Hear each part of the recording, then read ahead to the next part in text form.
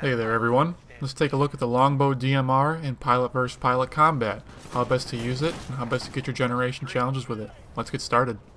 The Longbow DMR deals 120 damage to pilots with no range drop-off whatsoever, so just like with the Kraber AP sniper, it doesn't matter if you're shooting an enemy from 1 meter away or 10 miles away, you're going to be doing 120 damage with every body shot no matter what. Also, headshots are going to be dealing 240 damage, which means that it's always a one-shot kill with a headshot at any distance. Now, a lot of people might say that the DMR has a lot of trouble differentiating itself from the G2A4, that it's either just a very slightly better or very slightly worse version. And I kind of disagree with that statement. If you look at some of the actual stats, and I'm getting these from Symthic.com, SYMTHIC.com, they do stats for all sorts of FPS games. According to their simple weapon comparison between the DMR and the G2A4, the Longbow DMR has 70% lower ADS base spread when you're in the air. This means that not only when you're in the air, but at all times when you're aiming down sights, your bullets aren't always going to go exactly exactly to the center of your screen or where your reticule is.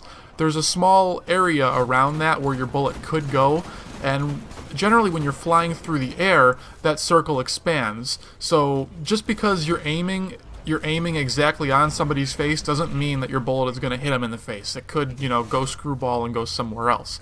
When it comes to the DMR, it has a much lower base spread than the G2A4, which means that while you're flying through the air and doing a bunch of acrobatic kind of stuff, your bullets are going to be much more accurate than they would be with a G2A4.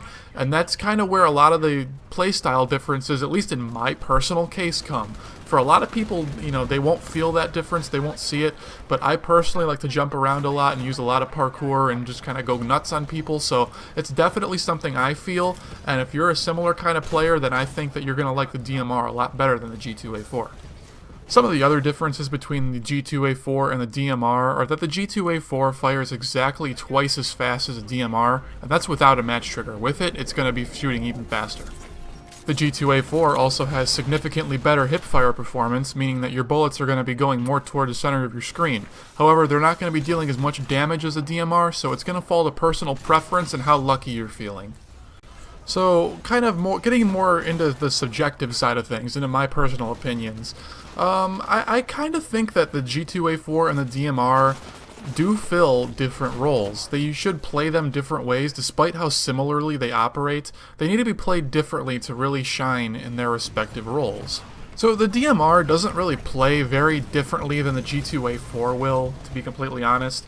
It just comes down to your personal preference as to which weapon you prefer. If you want to play a more aggressive and offensive style, and you have a gun to your head and you have to choose between the G2A4 and the DMR, then the G2A4 is probably the better choice. But if you like to play a slower, more pokey kind of style, then the DMR is more your cup of tea. Now, in my experience, it kind of seems like the DMR is great in a counter-sniper kind of role, since, let's be honest, the carbine is actually probably the best sniper rifle in the game, since it has absolutely no recoil and it does ridiculous damage at all ranges. And the DMR sometimes has trouble competing in a one-on-one gunfight. So you're going to need to rely on long distances and better positioning to really help you succeed in these sorts of engagements. Now, if people are doing that, the quote-unquote dance of death, where they strafe left and right very quickly and they're nearly impossible to hit, a carbine is extremely good in that situation, and the DMR kind of stinks just because of its low rate of fire, and you just gotta hope that you're hitting them. So you gotta keep a hawk's eye on your minimap and just rely on superior positioning to try and deal with these sorts of players. So in terms of actual tips and tricks, I think that's about all that I have to share in this video. The G2A4 one is going to be very similar, so I would recommend that you go and watch that to get a basic primer on things that you should and shouldn't be doing. So let's get straight into the actual loadouts for the DMR. So first, let's talk about optics on the DMR. Straight up, I don't think that the 6x stock scope is useful. It just zooms in way too much, at least for my personal preference, and it's not really viable for how close quarters you're going to have to be playing in this game and how fast people are moving, I just don't think that it's a good choice. I do strongly recommend that if you want a longer range scope, then the 4.5x one is a great zoom level, has good visibility, and you're seeing me use it right in this clip here. It's a good scope. I like it. I just kind of only use it on certain maps and when I'm feeling frisky enough to want to go for it. This means that generally I'm going to recommend the AOG scope. We're going to be repositioning ourselves a whole lot, and we're going to be ending up closer to enemies than we might like sometimes, so I feel like the AOG gives you a better chance at close ranges versus pilots than the 4.5x, so I'll generally choose that, and I feel confident enough in my abilities of aiming, which are not very good, to actually still hit enemies at fairly long ranges with this scope. So now let's get into the other attachments for the DMR. First, I'm going to talk about the silencer, but bear in mind, I'm only talking about the silencer based on the stats on paper. I haven't actually used it to confirm if this is 100% true, but if the stats that I'm reading on Simthic are correct, then here's kind of my on-paper sort of, I guess, ideas about the silencer and why I kind of don't like it. So the silencer is going to drop your damage with this weapon at all ranges from 120 down to 90. So that means that your 2-shot kills at any range are now a 3-shot, and the only way you're going to get a 2-shot kill is if one of your shots is a headshot. Yeah, that's right. If you get a point-blank headshot with this gun while it has a silencer on it, it's not a kill. So unless there's some sort of range differential that I'm just not picking up on, you know, maybe the weapon operates differently with a silencer, and at close ranges it can still be a one-shot with headshots, which I certainly hope it can be, and I hope that a silencer would add just sort of a range drop-off to it as opposed to a straight damage knock. But I don't know this for sure. Just based on the stats that Simthic provides, that's the way it seems, and if that's the way that the silencer actually operates, then I can't recommend it. However, you know, again, bear in mind, I haven't actually used it or tested it. If we had private matches, I would love to go in there and figure that out for you guys, but since we don't have that, I can't actually go in and, you know, just hope for 3 hours that I find one guy that's AFK and shoot him in the face with a silenced DMR. So for now, we're just going to be going off the paper stats, and based on that, I can't recommend the silencer. In addition, even getting away from the stats, the whole point of the DMR is that you need to constantly be relocating, and this is something that I'm going to speak about in another couple minutes.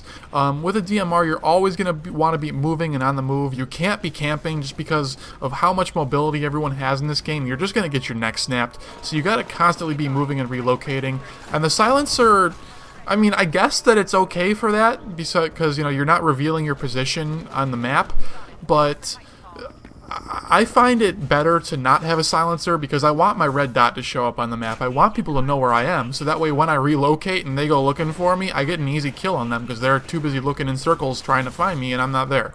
But that's just personal preference, you know. A silencer, I suppose, could be applied well and that you can trick enemies out with it, but be aware that it's going to add an extra shot to kill at all ranges, and that's a very, very, very hard pill for me personally to swallow when our fire rate is as low as it is with the DMR. So stabilizer has no negatives, so I can't not recommend it. You know, it's always a good choice. If you're going to be using a 4.5x scope and you want to be playing a little bit more slowly, then a stabilizer is a great choice to help you keep your shots on target. Now, like I do with pretty much every weapon, I like extended mags. You know, I like the way that the gun operates in its stock form. I'm used to it. I'm not generally using it at a long enough range that a stabilizer is going to be terribly useful to me. So extended mags is going to help me use it at closer ranges, and it's going to help me deal with my terrible aim. Now, I'm actually going to interrupt my class recommendations here to talk over this particular clip. What you see me doing here is actually trading out my secondary for this guy's shotgun. I was kind of getting dumped on in this game a little bit, and I was kind of annoyed with it, so I wanted to play with a gun that I felt more comfortable with to kind of get my KD back up. But it's something that after this game I realized I should be doing more, is that since the DMR is so bad in close range combat, and this isn't like Call of Duty where you need to be switching to your secondary as fast as humanly possible in order to stay alive. since you have much better mobility in this game, I find that switching my pistol for another weapon on the ground, be it just a Grunt's carbine or a Spectre's SMG, or another pilot's weapon that's laying on the ground, I generally find that to be much more effective than actually holding on to my pistol. It's going to allow me to defend myself at closer ranges better, because the DMR just doesn't really do that well. I mean, you could barrel stuff people and be okay, but you're just completely relying on luck in that case, so having a more reliable secondary that you can just pull out and use as needed is a great thing to do, so I definitely recommend always dropping your secondary for something else. Okay, now with that out of the way, let's get back into the rest of the class loadout. Now, yet again, I'm going to be recommending nothing other than Stim for this class. Since you're going to be using it at fairly longer ranges and you're going to be challenging people with carbines with it, the ability to stim up and heal yourself as well as start moving faster to make your left and right strafing dance of death, quote-unquote, be better. I think Stim just helps you to do that very well. It helps you to increase your survivability and get off more kills since you're not busy being dead. For your ordnance, well, I think that it depends on your choice of optics. If you're going to be going with an AOG scope and you're playing more closely to enemies, then arc grenades are a great choice. One hit from an arc grenade and one hit from your DMR anywhere on their body is going to mean a kill. Whereas if you're using the 4.5x scope, you're already going to be struggling at close ranges versus pilots, especially if they're too close for your 4.5x to be effective. So I'm going to go with arc mines in that case, since you're going to be generally be playing slower, more defensively, and arc mines are just going to generally help you to do that better. Plus, they deal, I believe, the same damage as an arc grenade to pilots. So again, it's going to be a one hit with an arc mine and then a one-shot kill with your DMR. So they're going to allow you to better defend yourself, and they're both great choices. For your pilot kits, well, I'm a sucker for Power Cell. Whenever I use Stim, I always try to keep Power Cell with it when I can. But with this class, since we're going to be playing farther away from our opponents, we don't need to be stimming up as often as we possibly can. So Explosives Pack is a good choice. It's going to give you an extra grenade or an extra mine, so you can better defend yourself and generally stay alive longer that way, as long as you're playing more conservatively and defensively. And for the final kit, I recommend a Guardianship, and for your Titan to be an Ogre with 40mm cannon. The 40mm is just redonkulously accurate while you have a Guardianship, and I find it to be even more deadly versus enemy pilots than an arc cannon or a chain gun. I think the 40mm is one of the best auto Titan guns out there, and it's always done wonders on my Ogre. Plus, if I ever need to actually ride my Ogre for some reason, I'm using the best Titan weapon in the game, so it just seems like a win-win for me. So I definitely recommend for your secondary kit, Guardianship with an Ogre and 40mm, for sure. And here is a summary of our recommended class. Thank you again for watching. I hope you learned something new. We'll see you next time.